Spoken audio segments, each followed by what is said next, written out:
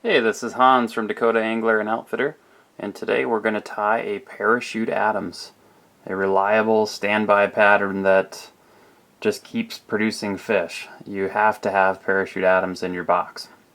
So we've got a traditional style dry fly hook in the vise. This one happens to be barbless. You can also just pinch down a barbed version if you prefer, or keep the barb on, whatever floats your boat. So today we're going to start right behind the eye of the hook. I've got 70 denier thread. Build a little bit of a thread base, at least for now, on the first half of the hook. Kind of come back so your thread is roughly 2/3 of the way from the back of the hook shank towards the eye. And we're going to start with some calf tail. You have several options for your post material. This is a parachute fly, so you have to create the post that the hackle is going to be wrapped around. And I'm going to use calf body hair. You can use calf tail, but calf tail is a lot harder to work with because the fibers tend to be much more kinky, and so it doesn't stack as well, and it's just a little harder to work with. But it definitely is an alternative for especially larger flies. You can also use poly yarn, Antron yarn, foam parachute posts, but we'll do a calf body hair version here. So I've got my hair stacked in a hair stacker, and if you're new to fly tying, you don't know how to do that, reference our video on stacking hair using a hair stacker in our fly tying technique section. So I've got a clump of calf tail that's been stacked. The tips are all evened up. I said calf tail again, I mean calf body. What I want to do is make sure that my hair is roughly equal to the length of the hook shank, meaning this is the hook shank here.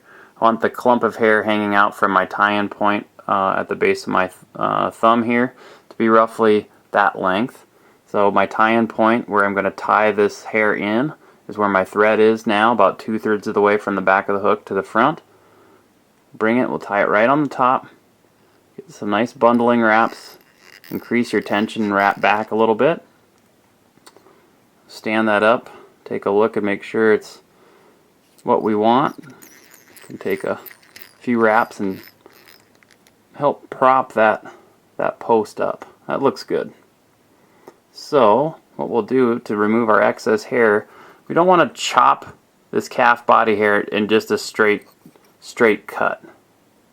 What we want to do is cut it at an angle so that we get a nice taper to our abdomen that we tie over it. So take your scissors and cut that hair at kind of a long angle. Careful not to cut your actual wing in front. And then you can tie that down and cover up those extra fibers. And come back to your post here. Stand that up and just fluff it up, stand it up. Get some wraps right in front of it so it's nice and vertical. Now to create the post, we actually need to put some wraps right around the base of that post. It helps bundle those fibers together. Once you're done putting about 4 or 5 wraps on there, you can take your thread and wrap it back onto the hook shank. Then we'll take our thread to the back of the hook. And if there's a few little fibers sticking up in your way from that calf body hair, just go ahead and clip those out of the way now. Okay. Now the tail on this fly is a mixture of brown and grizzly hackle fibers. So you're going to take a grizzly feather,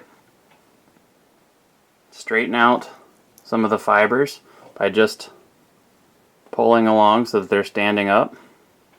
You're just going to take your thumb and forefinger and pinch off a clump of those barbs. See how I've just tore them right off the feather. When I switch hands, I'll see that I got a little clump of grizzly hackle fibers. Now I want to do the same thing from a brown hackle feather, about the equal amount of fibers.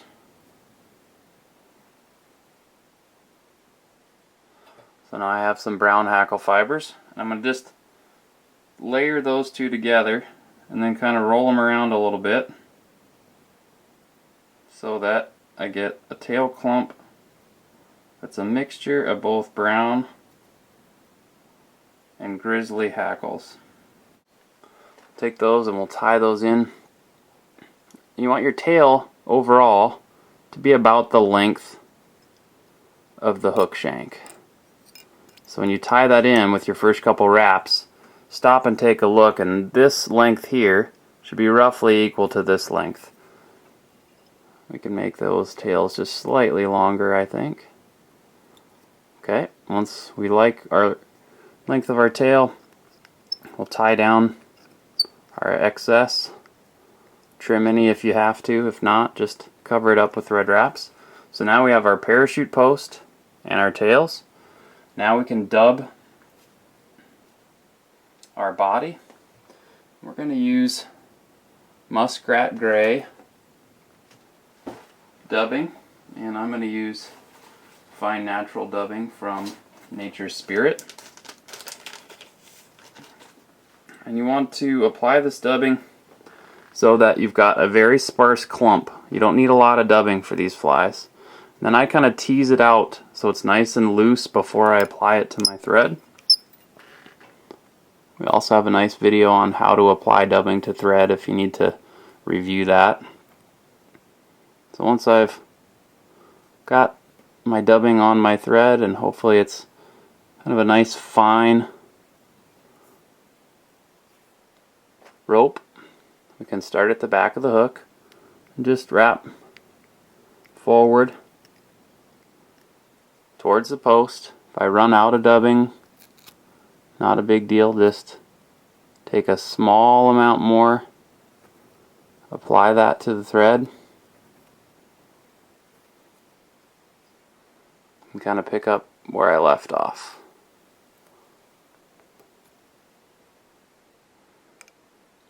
If we got any bumps here where that transition is, I'll just smooth it out by flattening out that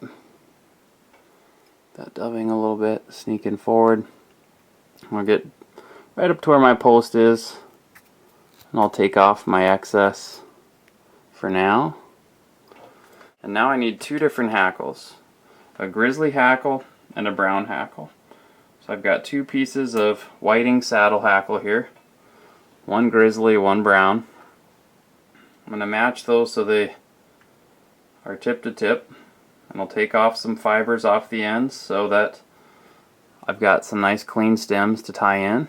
And then I want the curvature of the feather facing each other. So the easiest way to notice whether you're looking at the curved side of the feather or the cupped side of the feather, if you want to call it that, is to look at the color of the hackle itself. It stands out, especially like on this brown one. There's a light side and a dark side. The light side is where the feather's cupping towards you, and in the case of a parachute, we want that cup going up. So I'm going to match both my feathers so that the curvature of the feather is correct. So that would be light side facing you, like so. And then I'm going to tie those in so that light side faces up. Tie those down the base of the post, and then tie down with a couple extra wraps. And then before I do anything else, once I've got those stems tied in, I'm going to post those hackles also around the base of my calf tail post. So now we got our hackles tied in. Now we can finish our dubbing. We've got some open hook shank there that we want to take a little bit more of that same gray dubbing. You won't need a ton here, but take a little bit of that gray dubbing. Start another noodle. You'll see I don't have a very thick amount of dubbing on there. And what I want to do is kind of fill in all those gaps, so even in front of the post, behind the post, and kind of around around the post, meaning not around the top of the post, but just really tight to either side, so we're covering up any of those thread wraps that we're showing through. And once we've done that, we're going to take our thread and leave it on the post. We're going to finish the rest of our tying procedure on the post. So there we go. We've got our thread on the post, both our hackles are posted, we've dubbed our body, and now we can take our hackles. You can wrap these one at a time, or if you can get them to cooperate, you want to start high and wrap both at the same time down to the base of the post. You don't need tons of wraps here. 3-4 wraps is plenty. When you're ready to tie off your hackles, you got to hold them down and sneak your thread underneath all those hackle barbs you just wrapped, and wrap that thread above these remaining hackle stems 3 or 4 times. Add a little tension to make sure that's tied off. Trim off your excess hackle. Okay.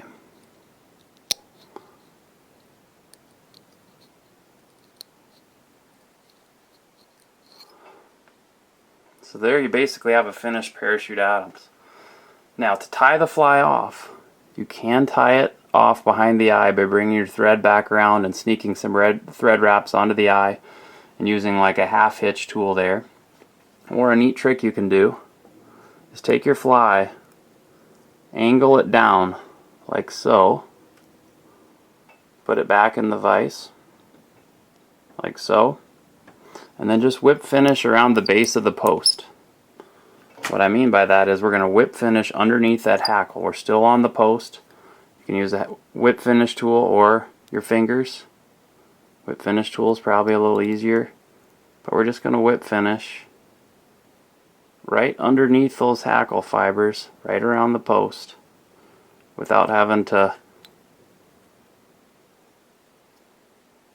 try to transfer our thread back onto the hook shank. There we go. Put your fly right side back up.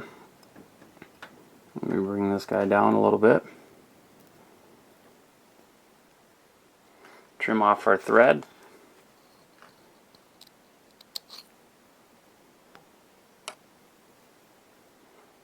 And there you go.